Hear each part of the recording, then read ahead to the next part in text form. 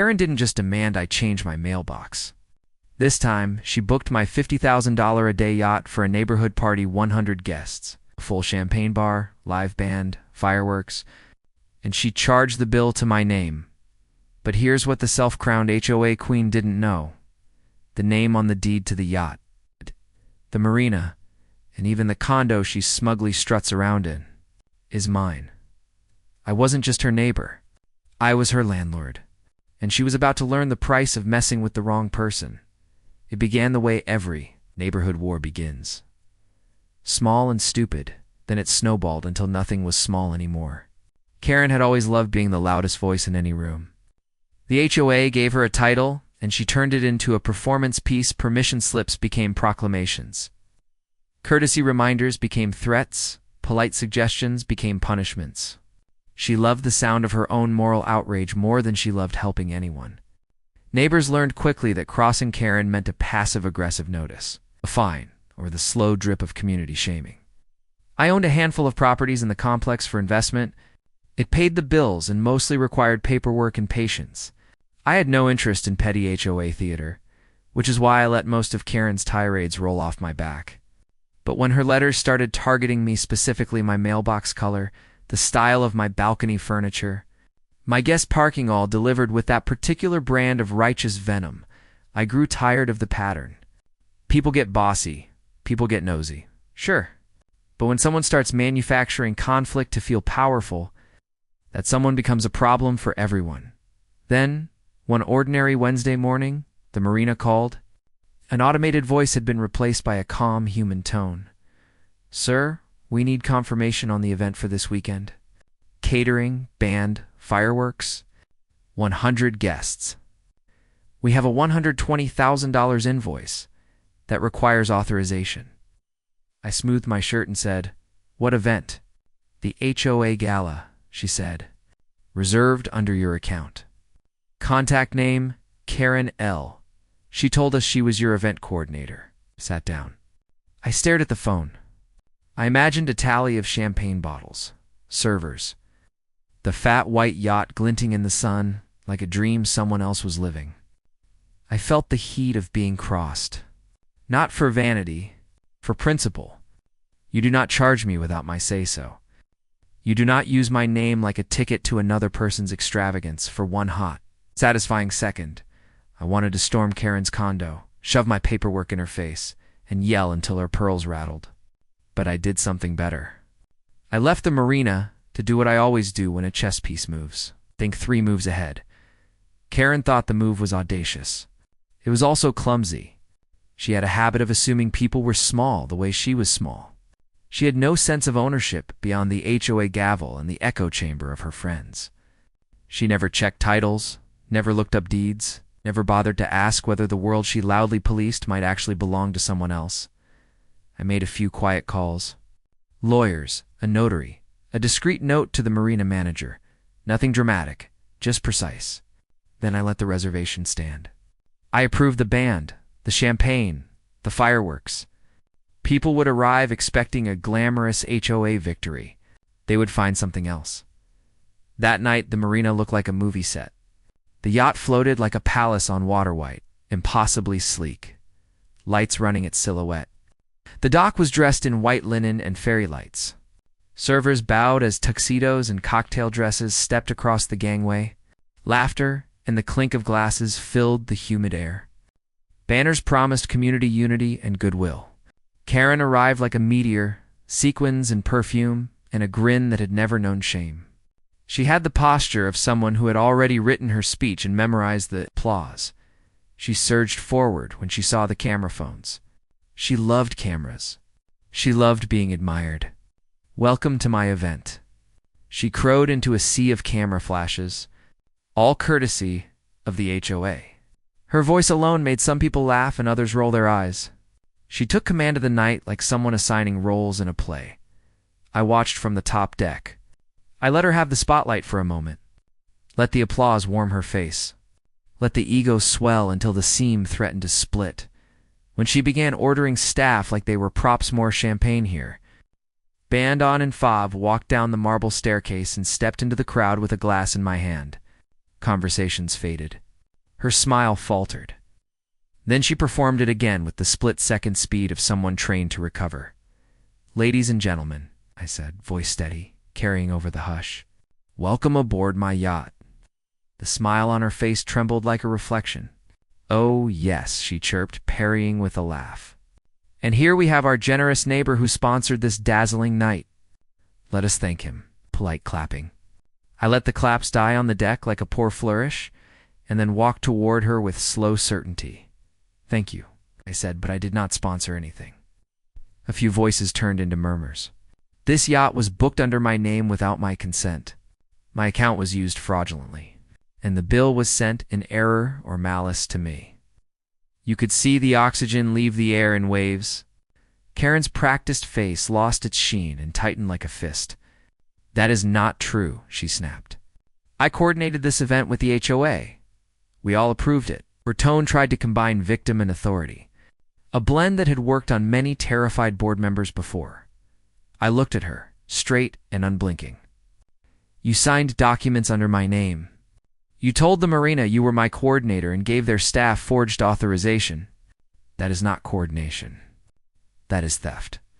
A ripple of phones rose as people began to record. Heads turned.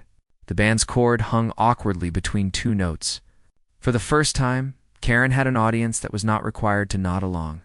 She was scrambling, throwing out excuses that sounded small and panicked. Someone tried to mediate, offering words about misunderstanding and miscommunication. But there are times when a public lie requires a public remedy. Gentle corrections would not suffice. She needed exposure. Not humiliation for humiliation's sake, but truth laid bare so others would stop being collateral damage in her need to be seen as powerful. Then I made the call that changed the night further. I stepped aside and signaled the marina manager. Two men in crisp suits approached the edge of the deck. One carried a sealed folder and a notary stamp. The other wore the cool expression of someone called to do a job. My lawyer, who had warned ahead and stood ready, moved through the room like a shadow. "Ms. L," my lawyer announced with clinical calm, "we have evidence of fraudulent authorization. Attempted unauthorized charges in excess of $120,000 and breaches of lease agreement. We are serving you with notice and the documentation you need to answer to." The sound of that legal phrasing felt like a bell. People shifted. Cameras zoomed in. Karen's face flushed from white to red to that dangerous purple that arrives when someone realizes consequences are not theater props. She tried to scoop the narrative. "This is ridiculous. There was a mistake," she cried. Someone told me." My lawyer did not flinch. "You signed in Mr. Carter's name. You issued directions to staff as his representative. You did so without his consent. This is fraud. We will be pursuing the appropriate civil and criminal remedies." Gasps, whispers, phones held high. A few of her longtime followers hardened their faces. A couple of them began backpedaling, murmuring that perhaps they had been mistaken. It is a strange thing, watching your enemy discover their own fragility in public. For months, for years, Karen had built walls that depended on people believing in her righteousness. Once that belief cracked, the whole facade had trembled. That is the cruelty of truth. It refuses to be obeyed. She tried the old tricks: tears, outrage, the claim of being misunderstood by a conspiracy of neighbors. I listened to the crumbling monologue, like someone watching a storm front pass there, and then gone. When the marina staff began collecting the guest lists and retracting access passes tied to the fraudulent reservation, when the band was politely told that the event could continue but under revised terms, the illusion dissolved. But I did not want to crush her beyond repair. I wanted the community to see and to learn. I wanted neighbors to recognize that the comfort of being led by loud certainty can blind you to the harm that certainty causes. And I wanted to end the story with a lesson. There are consequences for playing with other people's lives and property, so I let the night continue in a different form. Food and music remained, but the pomp was gone.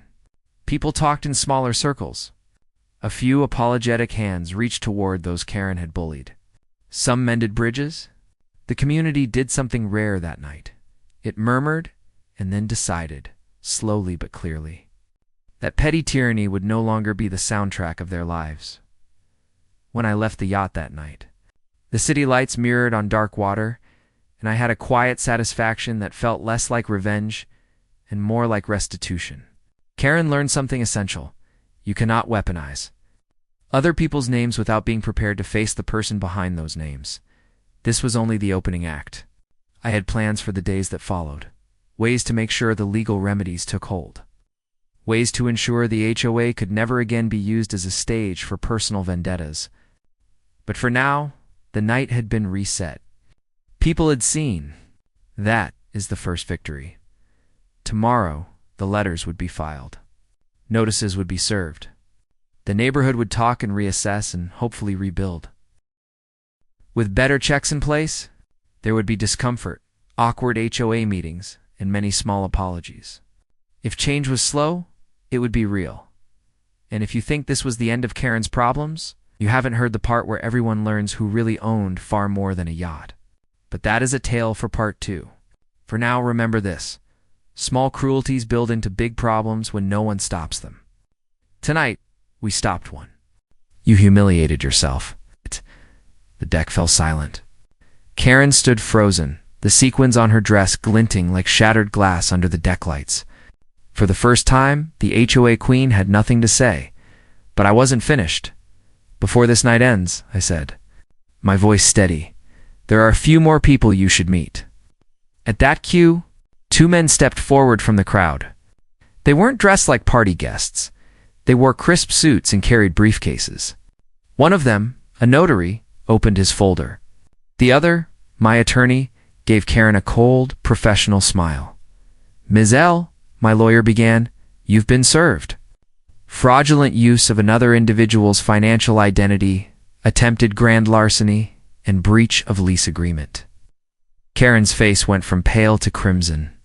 Her hands shook as she stammered, This is a mistake. I was just, but the lawyer pressed on. The evidence is clear.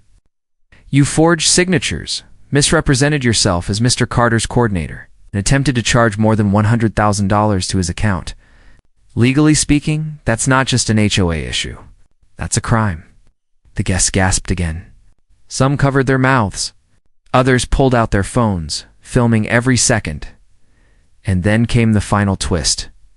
You see? I said, stepping closer.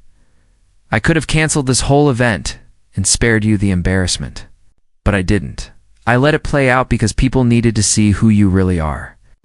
You spent years bullying neighbors, writing fines, threatening families, and now your reign ends here. Karen's knees buckled slightly. She looked around, begging the guests for sympathy, but no one moved.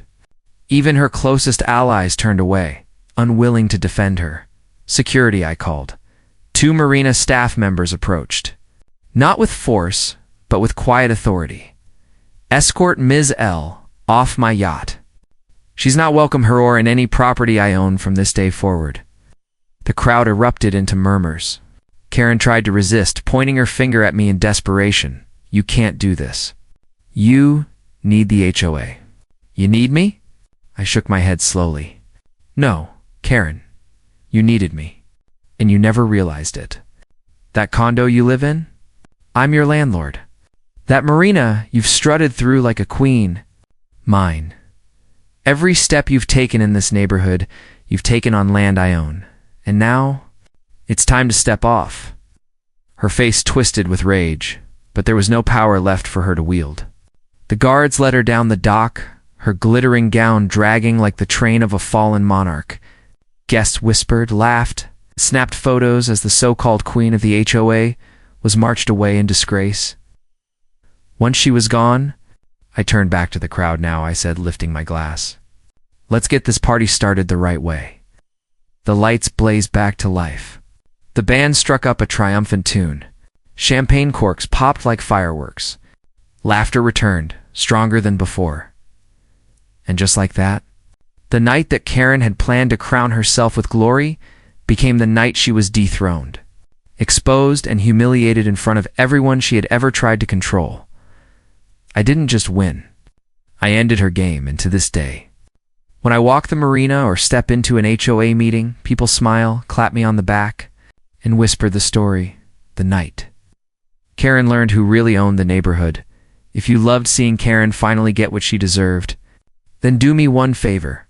Show some love for the channel. Hit that like button. Share this story with anyone who's ever had an HOA nightmare. And don't forget to subscribe so you don't miss the next epic chapter in this battle for what's mine.